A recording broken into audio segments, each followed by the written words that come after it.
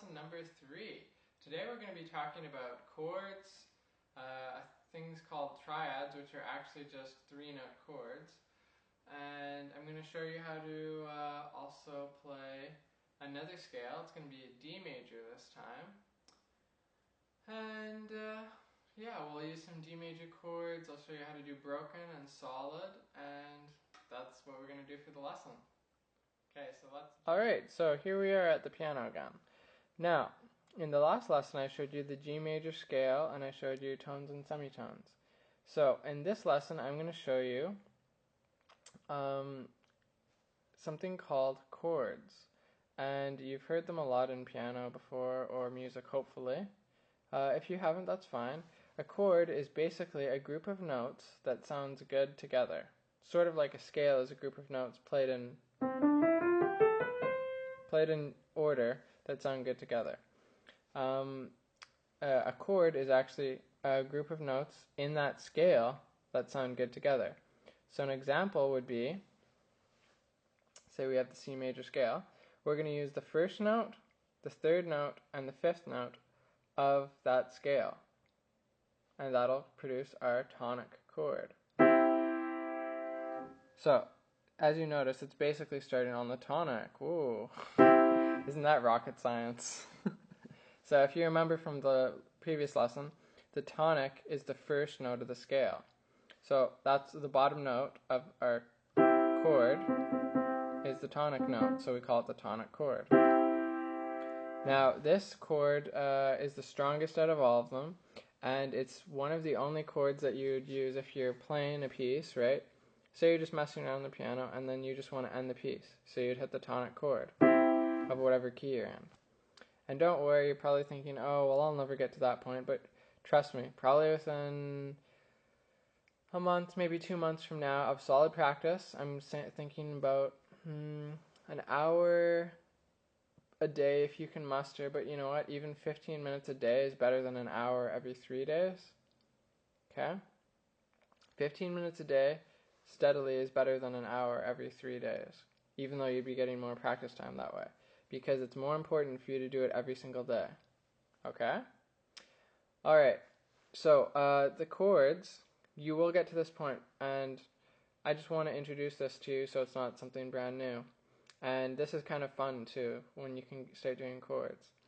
So, a C major chord starts on C, and it goes to the E. Now if you notice, all I'm doing is I'm just skipping a note. Yeah, and the reason I called it C major instead of a tonic is that's another name for it. Because look, it's on C, so it's C major chord. Now, the other main chord of C major is called the dominant. Now I didn't tell you this in the last lesson, but the fifth note of the scale, 1, 2, 3, 4, 5, that one is called the dominant. And it's the second strongest note in the scale, and it pulls you back to the tonic. So whenever you want to end a piece, you can just be doing, then you can hit a tonic chord, and then you can just hit, or sorry, that was a dominant, and then dominant to a tonic. Now notice how that sounded kind of leaping.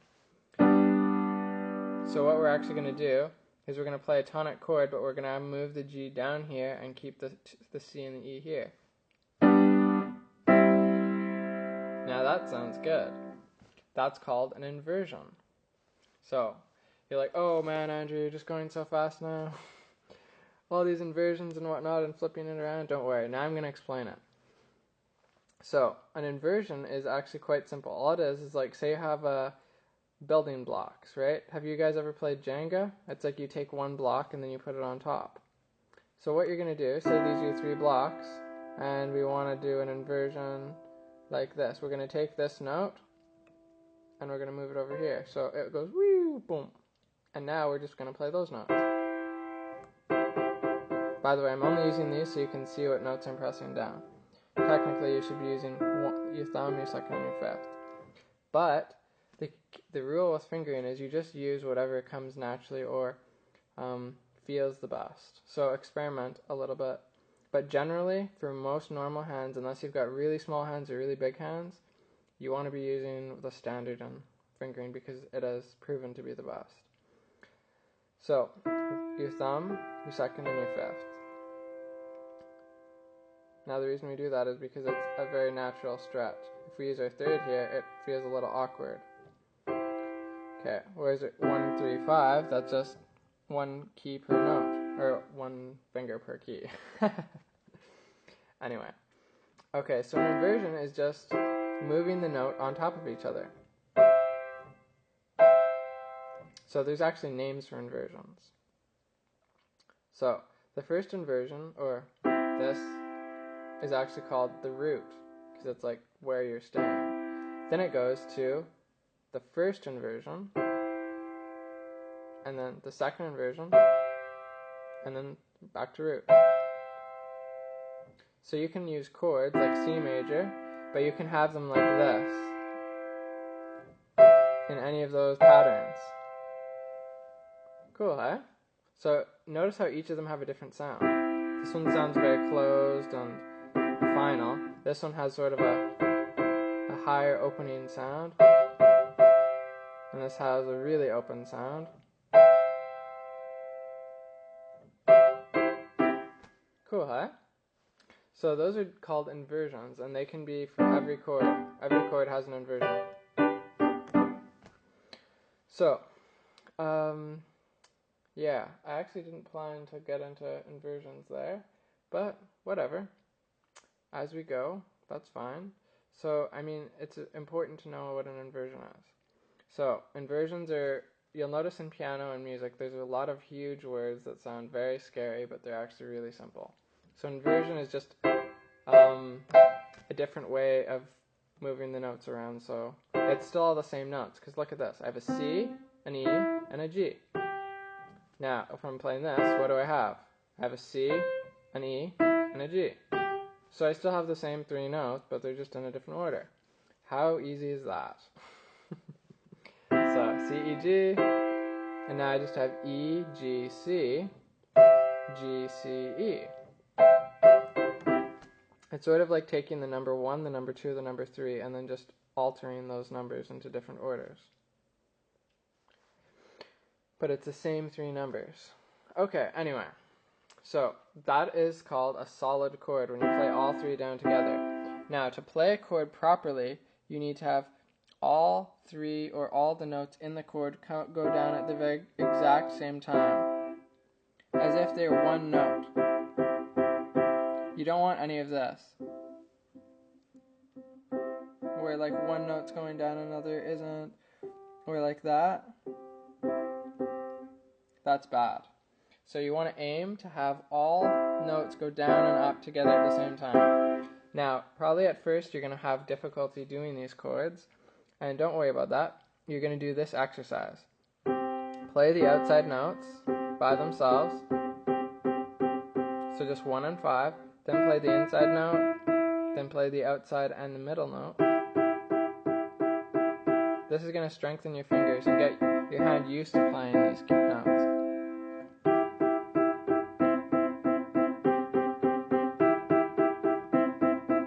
After a whole bunch of time doing that, then you'll be ready to do this. And it'll take a while before you get a sound where you're actually happy with the sound. And then once you get more advanced, what you're going to aim to do is get all the notes going down at the same time, and then you're actually going to push forward into the keys, not just straight down. Because when you push straight down, you get kind of a banging, kind of like harsh sound.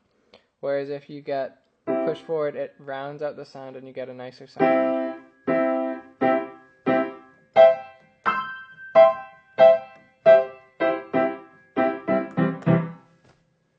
So, now, those are called solid chords.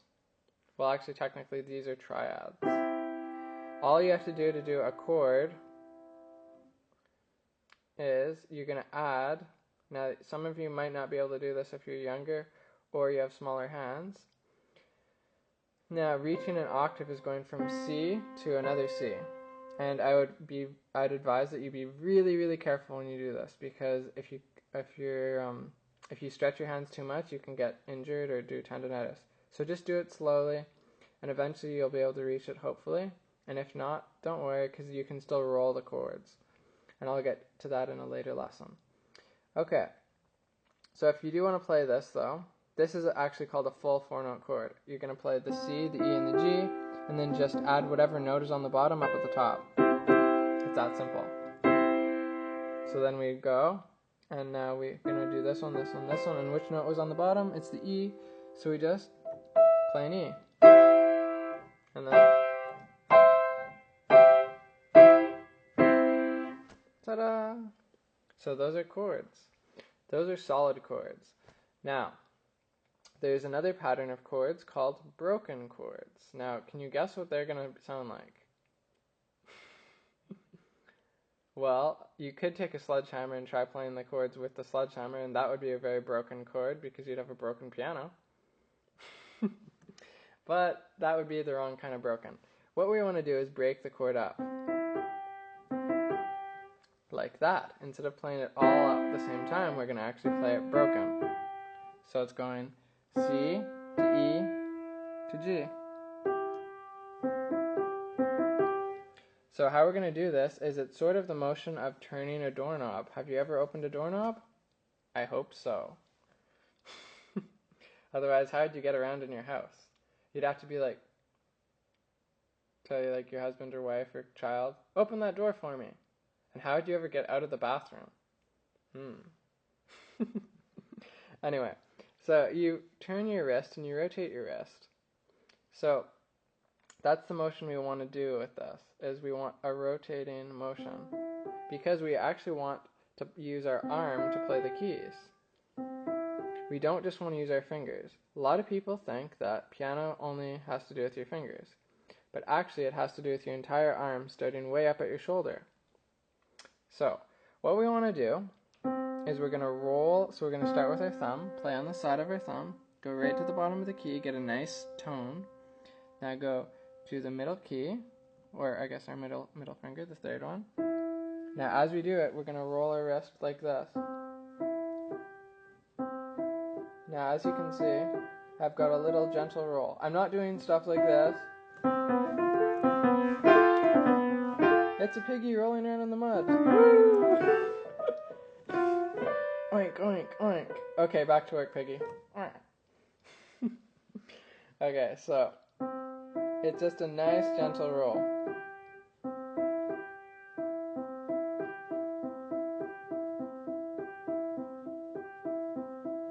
We want to use our we want to relax our hand and keep our muscles relaxed. Versus this.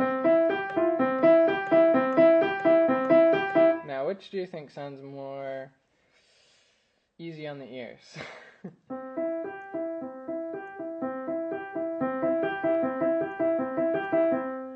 So, it's all about wrist motions, and it'll actually help quite a bit if you can think of using your arm to play the piano just as much as your fingers.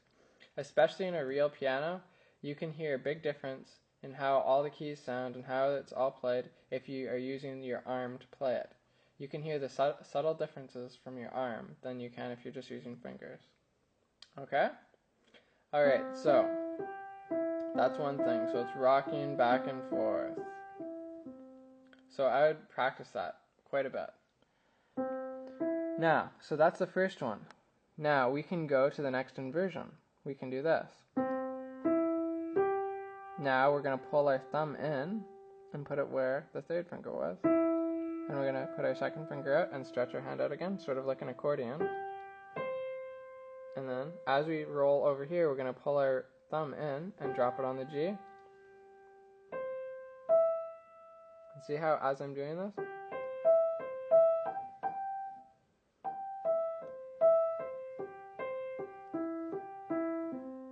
So it's a lot of rocking back and forth into those keys.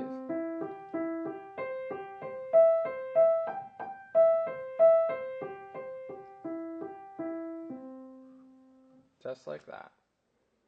And I know it's not going to be just that easy when you first start, because trust me, I've been doing piano since I was 5 years old.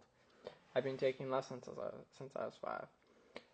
And it doesn't just happen overnight. Sometimes there's a couple rough days and there might be some tears one day, and you just gotta stick through it, and trust me, it'll all work out in the end. Okay, anyway, so that is triads, so that is broken and solid. You can do that with the left hand as well, okay? Alright, and so my whole point was that you can use a dominant chord, because we can use this in G. Now, do you know what the beauty of all this is? If you know the C position, see how it's white, white, white? If you go to G, to your hand it feels exactly the same thing. So all you have to do is tell your brain this is the exact same motion, and you can do it in any of these white keys pretty much. Because you can go, or you can go. Now, if you notice, that has a different sound. That has a minor sound. But I'm not going to get into majors and minors yet. I'm only covering majors right now.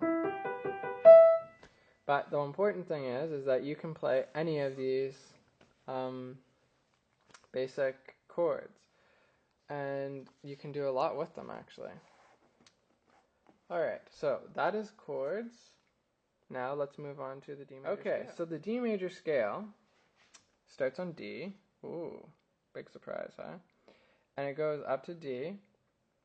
Now, we're going to follow the same pattern of the tones and semitones. This is sort of a review to see if you guys remember. So follow along with me. So we need a tone, another tone. So that is a tone, is it not? Because there's something in the middle there. So we're skipping a link, skipping a link. Now we don't want to skip a link because we need a semitone. So that's a semitone. Now we need another whole tone, and another whole tone, and another whole tone, and a semitone. So we have an F sharp and a C sharp in this scale. Two sharps. So just remember F and C. So now, in your mind, before you play this, I want you to depress all these keys in your head, as if all of them are down, or like color them with a blue highlighter in your brain. And then when your hand goes over it, play those notes as if those are the only notes that exist on the piano. Because if there's no other notes, how are you going to hit any other note but the right notes? Just like that.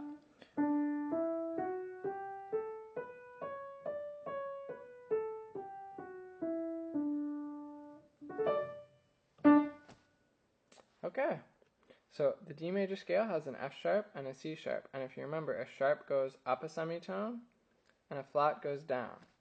Now, to add a little bit more to the sharps and flats that we did last time, here's another helpful tip. Well, sort of more advanced.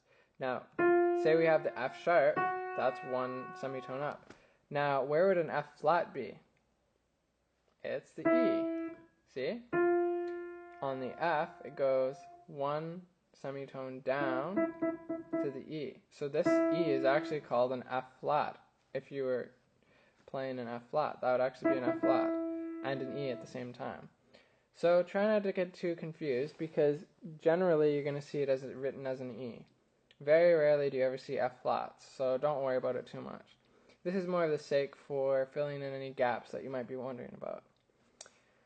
Okay, so now, the same way, if this is an F flat, if you're going down, what if you're going up? So an E sharp. That's right, this is an E sharp. So what would this key be other than a C? It could also be a B sharp. And this B here could also be a C flat. Interesting, huh? So this is a C sharp, C flat. Now there's one last thing. There's sharps, flats, and then there's something called a natural. Oh no. Well, I wouldn't worry about this too much, because this is actually the easiest one of them all. And if you follow along with the sharps and flats so far, you're going to find this one even easier. So when you hear a natural, all that does is it brings it back to whatever key that it's natural to. So here's an example. If you have a D natural, guess what note you play? A D. And an F natural is an F. And an E natural is an E. And an A natural is an A. It's always going to be whatever it's called. Okay? So anything. The only reason we have naturals is to cancel it. So say we have a D sharp, and then the next note we want to play they don't want a D sharp, say they are doing this, right, in the music. And so they've written an E, then they've written an E flat, an E, and then say D sharp. So to take that sharp away, because right now it's being directed to this key, they need to write a D natural, and then I'll pull it back to the D, like that. So the D natural brings it back to whatever key, or the natural brings it back to the key. And that's what that's all about. Right. So thanks for watching piano lesson number 3. I hope you found it helpful. And I look forward to seeing you guys in my next video. Well, I guess I won't be seeing you. You'll just be seeing me. So yeah, hopefully I'm helping you and that you're learning something from these videos. The next lessons are going to focus a little bit on rhythm and time. So we get to know how to play, well, we're going to first learn how to clap notes so that we can eventually put that to playing on the piano. So next lesson will be on note values and stuff like that. And then after that we'll go into probably sheet music or something like that. Okay, so happy practicing, hope everything's coming along very good, and take care. See ya. Bye.